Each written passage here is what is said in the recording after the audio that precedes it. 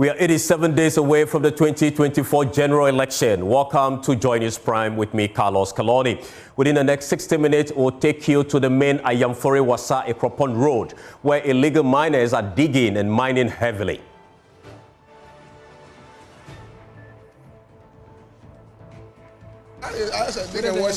This is not galamsey. This is just some dig and wash.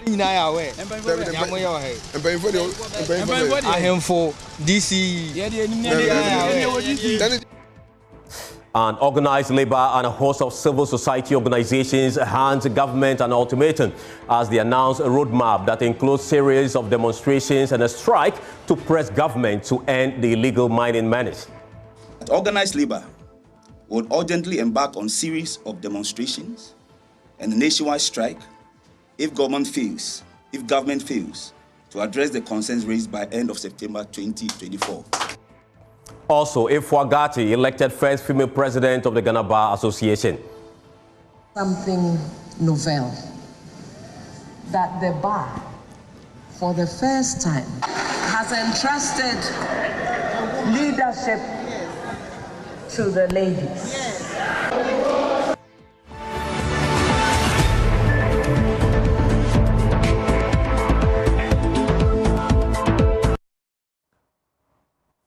Now, illegal miners have taken over the main Ayamfori Wasa Ekropon Road, digging and mining heavily.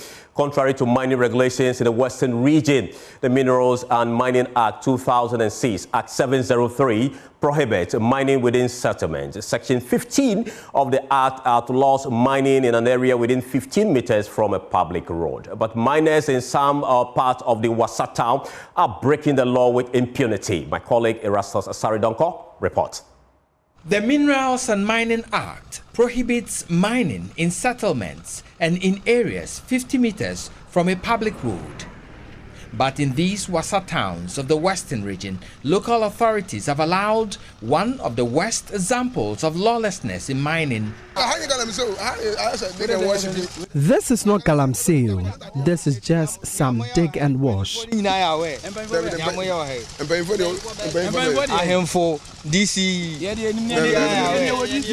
We don't have any links with the DCs. There are many types of galamsey. We have ones that require the involvement of a DC. But with this, even if you call the DC, he will say, leave them. They are just looking for chop money. The real galamsey is ahead of you at Japa.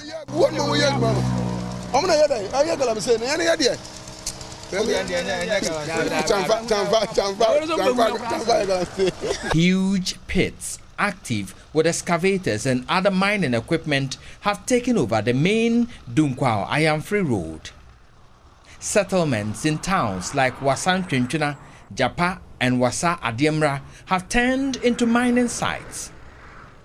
At Wasa Dadieso and Japa, we noticed a free-for-all unhinged galamsey endorsed by local authorities. Some illegal miners who were seen mining by the main road at Wasa Ntwentwena justified their actions. Mind your business as you are working. Has anybody stopped you? Why should we stop? This is what we do, and we don't have anything to do with the government. Should we pull guns to go on robbery for money? We work hard for our daily bread. We don't want to steal. We don't have any other option.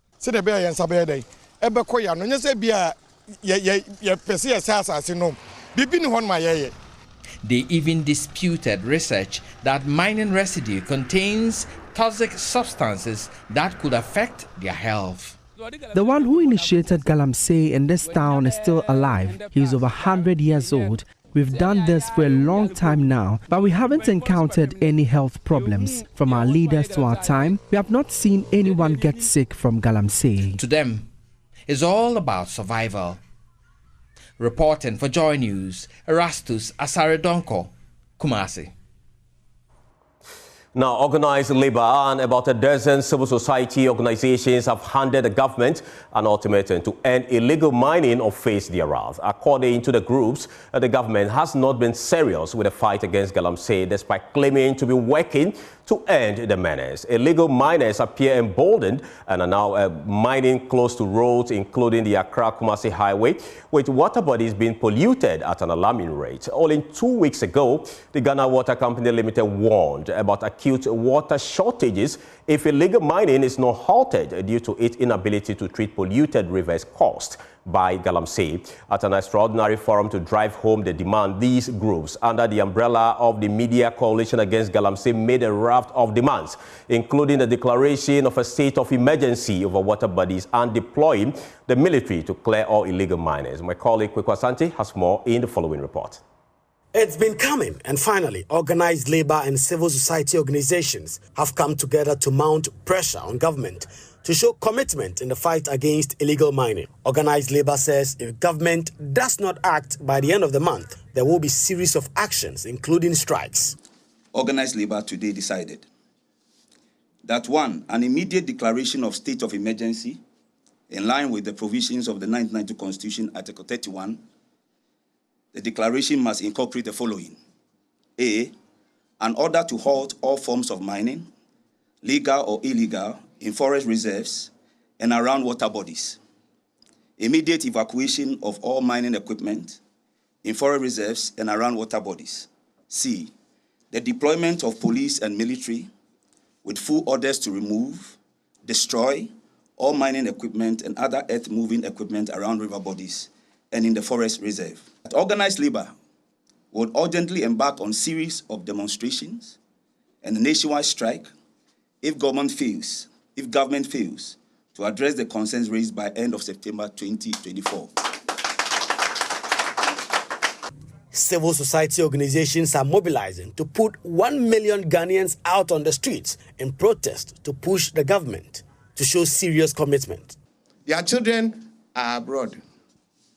They will make the money enough to buy, they buy these days VOS. I go to politicians, I go to their houses, and I see expensive pure water, imported pure water, VOS. Who is thinking for you? We are going to hit the streets. We are going to put 1 million boots on that ground and let everybody know that Ghana does not belong to a very small few. President Akufo-Addo's government has been accused of not showing serious commitment in the fight against galamsey, despite his promise to put his presidency on the line. Christian leaders, including the Catholic Bishops' Conference and the Christian Council, say enough of the lip service. Corruption, complicity of political leaders, some chiefs, and the lack of political will have further exacerbated the problem.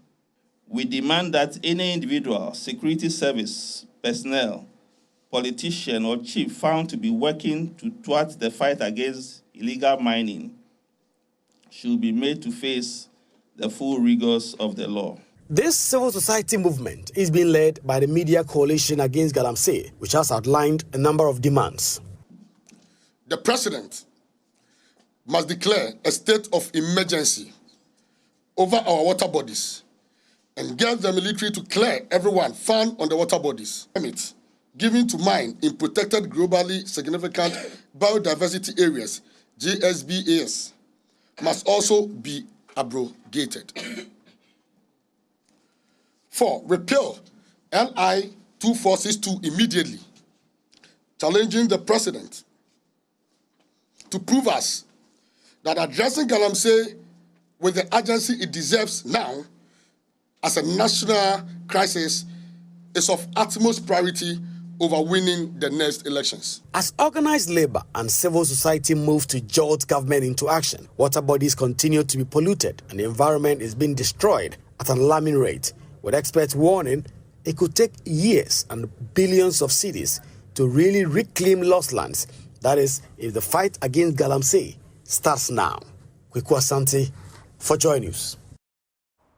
Now, to explain the opposition further, Kenneth Compson described illegal mining practice as cancerous and genocidal. Who intends to lead Ghana must be very firm and resolute on his commitment to combating galamsey.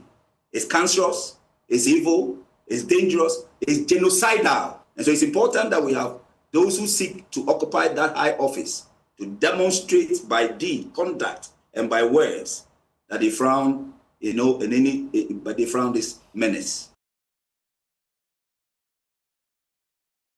The National Commission for Civic Education, NCCE, has joined growing calls for a total ban on galamsey. The Commission's chairperson, Kathleen Addy, says the illegal mining activities is causing a lot of destruction in the countries and something needs to be done about the situation. Has the power. They are the elected representatives of the people. They have the power to do that. You understand? But as I said, galamsey is not something that started today. So in order to avoid politicizing, we want to say that the people who have led the Fourth Republic should make a commitment. We are in election season. You understand? People are looking for votes. Let us tie our votes to a commitment, a clear commitment, not two-sidedness, not saying one thing and then saying another thing elsewhere. We want to hear commitments from those seeking power, that they are committed to the fight and they are willing to take actions against it. We want to hear that clearly. I think we haven't heard that clearly, and that is a great source of concern for all of us. So yes, galamsey can be banned. We can come up with alternative solutions. Mining is not necessarily a bad thing. We can have mining going on. It's been going on for over 500 years in this part of the world. So mining is not necessarily a bad thing. It is the way in which we are doing it. The willful poisoning of water bodies, the destruction of forests, now forest reserves as well, is what the concern is about. And those activities are illegal activities, and illegal activities must be dealt with accordingly. So yes, galamsey as an illegal activity can and should be banned. Now, the Ghana Integrity Initiative is pushing for major amendments to the country's electoral laws to clarify how political parties can raise funds for campaign activities and allow the tracking of financial flows for campaign financing. The group is worried about illicit sources of funding, including galamsey fraud and money laundering by political parties and individuals in their quest to win political power. Executive Director of the group, Mary Ada, says the source of political funding could be accountable for the lack of political will to fight the galamsey menace. Issue of campaign financing, because as we speak, as I indicated earlier as well, we have seen that our democracy is suffering. It is not those who are well-resourced, endowed, interested in serving the nation who are serving, but those who rather have money. And when we talk about people having money and being able to serve, then it means women, the young people who are energetic and very vociferous do not get this space. Also, it means that when it comes to issues around how to get the money to engage, people are not bothered about integrity. And so we have issues around serious and organized crime permeating the space of our democracy. You see galamsey happening, and because the states or those who are in the space governing us are not able to speak to these issues because they are resourced through some of these data sources. We see fraud itself in real estate and others permeating the space because of the same thing. So it is increasingly become apparent that we need to have a regime that regulates our campaigning, that also regulates how we get money into our politics or to campaign. Now, the GI is also monitoring and tracking incidents of vote buying, campaign financing and abuse of incumbency in the lead up to the 2024 elections in a new project aimed at gathering data on these infractions. Executive Director Mariada explained the project at a press lounge in Accra. So many of these are the challenges we see. We've also seen vote buying increase. We've seen a lot of abuses of states' resources by incumbent governments and incumbent members of parliament.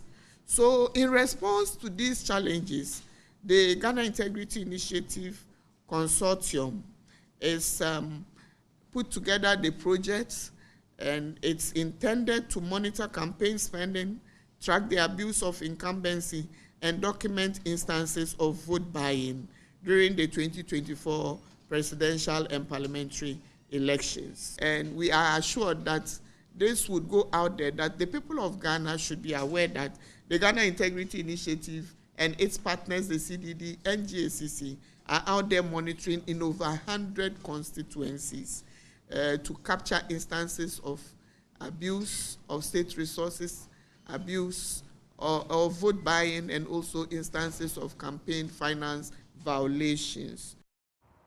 President of the KNUST chapter of the University Teachers Association of Ghana, Professor Eric Abevari, is calling for civil disobedience as a means to tackle illegal mining activities, ravaging water bodies, forest reserves, and degrading the land.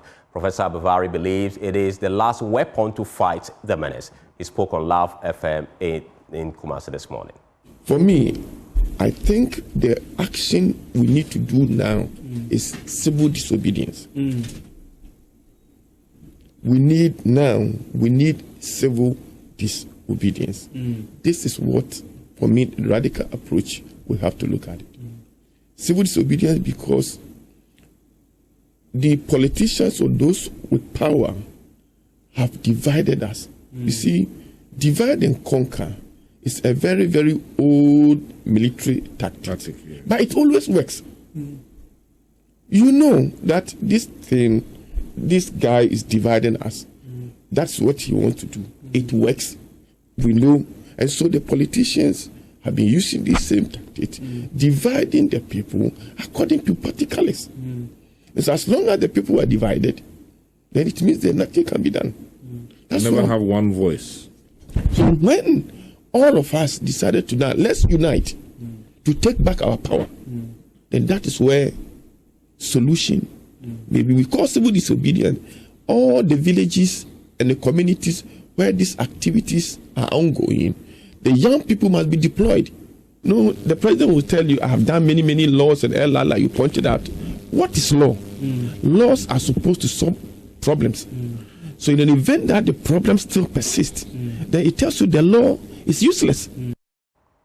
Ghana's Minister for Foreign Affairs and Regional Integration, Shirley Ayoko-Boatway, says she intends to quietly engage Parliament and will not hesitate to speak up, if need be, on repressive laws such as the Sexual Values and Family Values Bill, deemed by human rights agencies and the international community as an attack on the agenda and religious values. Shirley Boatway, who was participating in a debate of Commonwealth Secretary candidate at Chatham House in London, said she will use the good office of the Commonwealth Secretary General to engage stakeholders in African countries which are considering laws that have the potential to seclude and attack sexual minority groups. The minister also made a commitment to protect the human rights institutions such as the media if she gets the nod.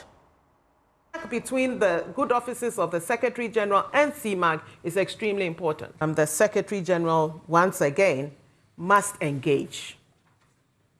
And for me, this is extremely important with the government and in partnership with the CSOs in the country.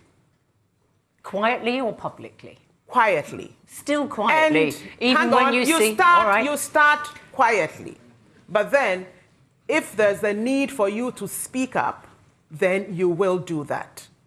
But if a parliament in a particular country were to pass very repressive laws on sexual minorities, you would still talk very quietly, would you? You will engage, number one, and then through CMAG, because the Secretary General is part of CMAG, then you take decisions. All right. You're still watching Join Us Prime with me, Carlos Caloni. We'll have more after the break. Please stay.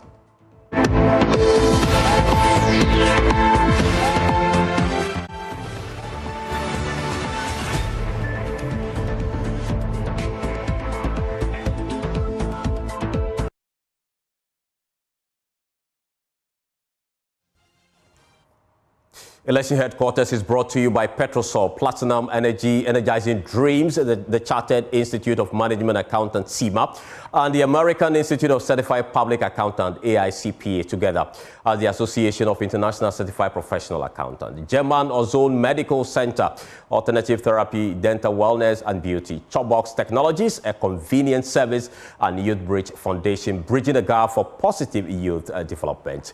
This evening, 3 presidential aspirants have filed nominations on day 2 of the process with the Electoral Commission. The 3, Alan Kojo Chiramanten, Kofi Kranten, and Alhaji Mohamed Frimpong, are among 5 aspirants who were expected to file. My colleague James Aveji has more in the following report. Alan Kojo Chiramanten of the Alliance for Revolutionary Change, Kofi Kranten of the New Vision Movement, as well as Alhaji Frimpong Mohamed of the National Democratic Party, NDP, have successfully filed their nominations on day 2 of the process. 2 other aspirants, Seth Intim Ejako, an independent candidate, as well as citizen Ato Dadzi of the GCPP, have failed to file their nominations. Already, the candidates are using the platform to set out their vision for the country. By God's grace, if we are voted into power, we'll be the party that is likely to put our nation on the path of stability, well-being, and assurance for livelihoods. The levels of degradation traveling the country is heartbreaking. And I think it's upon us for us to do something as a people. The rest of the world, the rest of our people are looking up to us. And that's why we have offered ourselves to lead the country.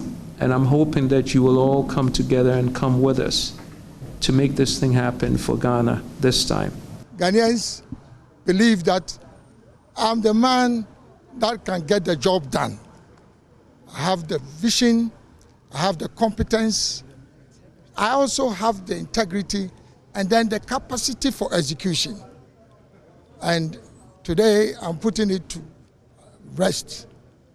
Alan has filed his nomination and I personally appeal for your support in December this year. Now, historically, various reasons could be why the other candidates haven't shown up so far to file their nominations. It could be that they are no longer interested in going into the race, or they haven't found the money to file the 100,000 Ghana cedis to contest in the elections. But the window is still open for them till Friday, September 13, to file their nominations. From the EC headquarters here in Accra, my name is James Aveji for Joy News.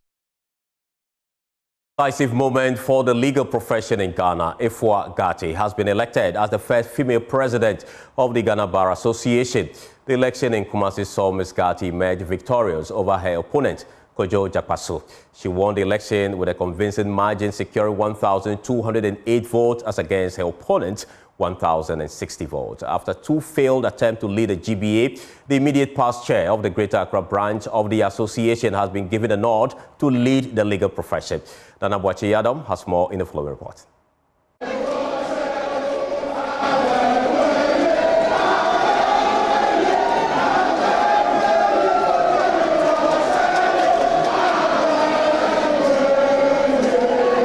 In a landmark moment for the legal profession here in Ghana, Ifua Gatti has been elected the first female president of the Ghana Bar Association here in Kumasi, specifically at the Kwame Nkrumah University of Science and Technology's Great Hall, where the Ghana Bar Association is having its annual conference.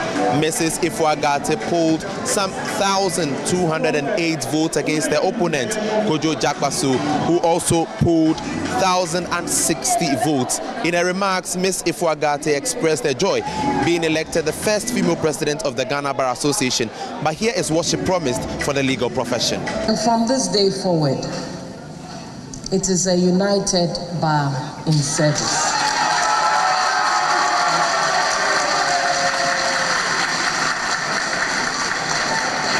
No divisions, no factions, it is over. Something novel that the bar, for the first time, has entrusted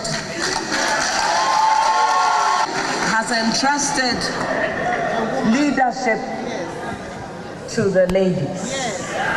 Well, people do say that the Ghana Bar Association has been politicized. Is that the case? The Deputy Attorney General, Alfred Tuyaibwa, says that the Ghana Bar Association remains independent. Here is what he had to say to the newly elected president of the GBA, Ms. Ifua Gatti. I think that such remarks have no basis. If you come to the Ghana Bar Association, we have people belong to various political parties. When it comes to elections, we do not consider political leanings. When it comes to elections, we look at individuals, we look at competence, we look at how those people can deliver. Ms. Ifua Gatti is expected to be sworn in as GBA president on November 4th, 2024 in the Greater Accra region.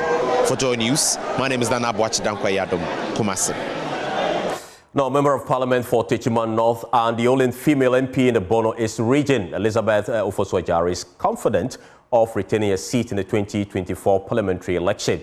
The legislator, after filing her nominations at the district EC office in Chobodom, asked the people in the area to vote for her and other women candidates to increase the number of women representation in Parliament. Anna Sabit has more. As a member of the National Democratic Congress, lawyer Elizabeth Ofosu-Adjare has commenced her steps towards becoming the first MP to retain the Techiman North seat since the year 2008. Marks our forward march to victory. Today marks the beginning of a successful election for me, Elizabeth Ofosu-Adjare, in Techiman North, come 7 December 2024. The MP, who today filed her nomination at the district EC office in Chobodom, says a vote for her and the NDC is a vote for jobs and development. Today is the beginning of our success because we know that after 7 December 2024, Excellency John Dramani Mahama will be the President of the Republic of Ghana, and I'll be the MP for Techiman North, and together, development will be our portion. Together, the youth are going to find jobs. The 24-hour economy is live. Once we start work, it is going to help a lot of young people to find jobs. Anna Sabit, Joy News. Now, Ghana is gradually being overwhelmed by plastic waste, with the potential for a significant rise in cancer cases in the near future. This warning comes from a 2023 report by Greenpeace Africa, an environmental advocacy group focused on protecting air, water and soil quality. The report highlights the increasing growth of textile waste in Ghana, driven by the high volume of second-hand clothing imports from the global north. Each week, millions of unsellable garments are dumped in the country, further polluting the environment. More in the following report by Adobia Asari. Among the many environmental challenges Ghana faces, textile waste is also gradually becoming a canker. According to a report by Greenpeace Africa, the fast fashion materials, popularly known as second-hand clothing, that are imported into the country are being mixed with completely worn out and unsellable clothes as a strategy of the Northern Globe to dump their redundant clothes in African countries. Sam Kwashi Aiden is author of the report.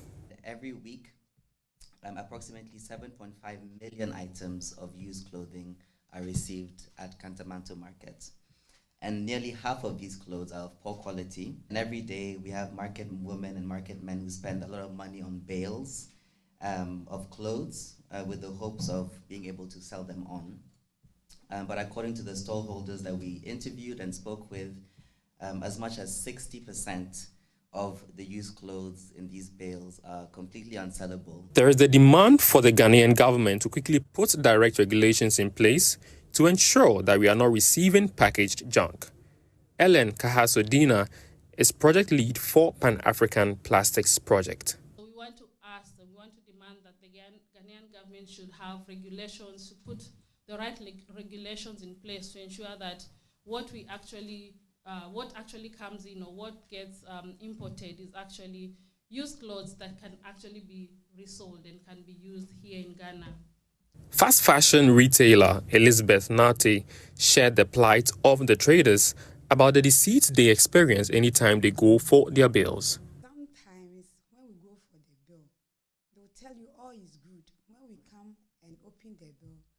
many of them are trash. And it's about 200 pieces. But when you open it, sometimes what you get is 80 good ones, all is wasted. These clothes dumped on us are made from synthetic fibers, which go a long way of wreaking havoc on the African continent if the right measures to curb the situation aren't put in place. We'll take a short break. We'll return with Showbiz. Please stay.